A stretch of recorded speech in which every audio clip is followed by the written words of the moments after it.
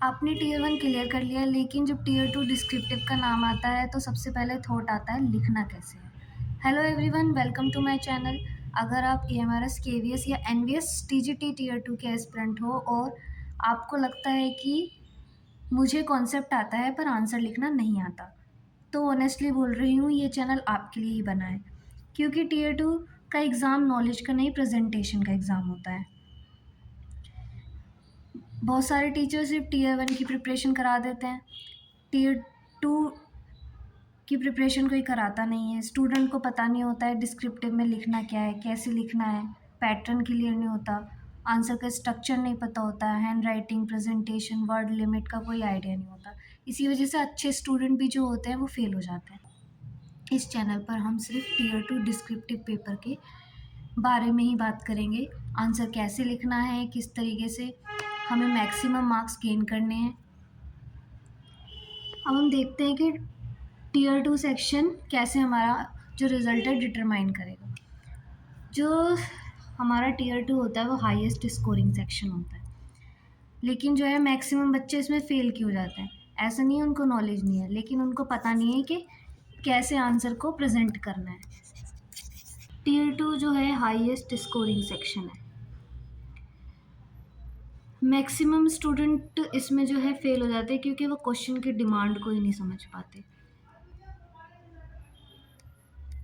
Tier 2 में हमें subject knowledge तो होनी ही चाहिए, लेकिन उसके साथ साथ प्रेजेंटेशन, सारा गेम प्रेजेंटेशन का है, माइंडसेट का है।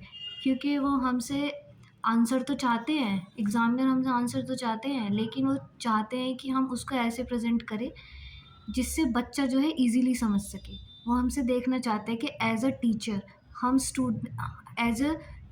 स्टूडेंट को कैसे जो है कंटेंट को प्रेजेंट करेंगे।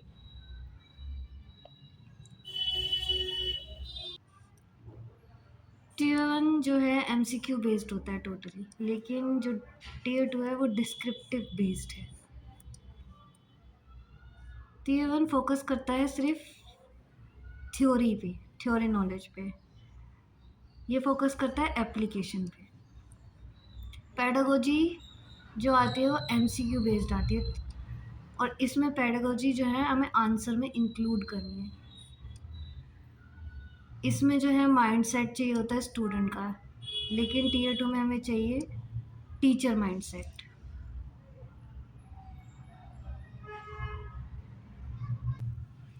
टियर 2 में हमें ये नहीं बताना कि हमें साइंस आती है, हमें ये प्रूव करना है कि हम एज अ टीचर बच्चों को कैसे पढ़ाएंगे।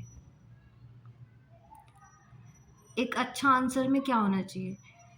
कॉन्सेप्ट की क्लियरिटी होनी चाहिए, एनसीईआरटी बेस्ड कंटेंट होना चाहिए, स्ट्रक्चर्ड आंसर होना चाहिए, क्लियर हैंडराइटिंग होनी चाहिए, और टीचिंग पर्सपेक्टिव।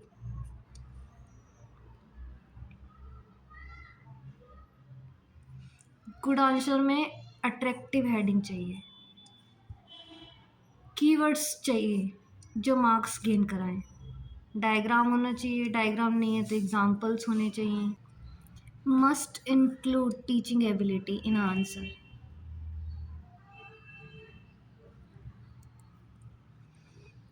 एग्ज़ाम पैटर्न कैसा है हमारे केवीएस है ईएमआरएस का? केवीएस में जो है 10 क्वेश्चन आते हैं 40 मार्क्स के, लेकिन जहाँ ईएमआरएस में जो है 15 क्वेश्चन आते हैं 60 मार्क्स के। Each carry 4 marks. Ideal structure क्या होना चाहिए 4 मार्क्स के लिए? फर्स्ट हमें डेफिनेशन और इंट्रोडक्शन से स्टार्ट करना चाहिए, फिर एक्सप्लेनेशन देनी चाहिए जो भी बॉडी है जिसके बारे में भी क्वेश्चन पूछा गया है, उसमें की पॉइंट्स इंक्लूड करने चाहिए, डायग्राम और एग्जाम्पल देना चाहिए, और एक लाइन पेडागोजी से रिलेटेड होनी चाहिए।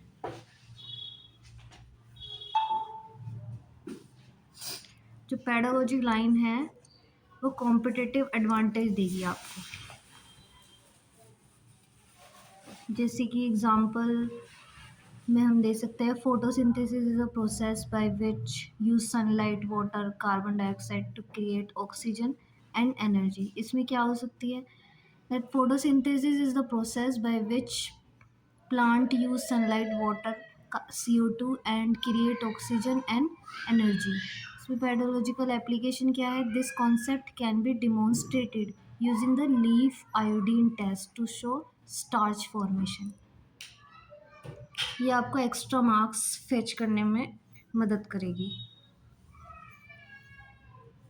कॉमन मिस्टेक क्या करते हैं स्टूडेंट जो है? राइटिंग लॉन्ग पैराग्राफ, कहानी की तरह कुछ भी लिख देंगे. Over attempting, no pedagogy include, और कोई स्ट्रक्चर नहीं है आंसर का, कैसे भी बस लिखते जा रहे हैं.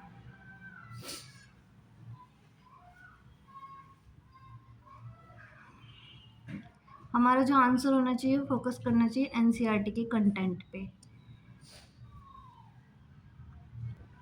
Always adopt the teacher mindset.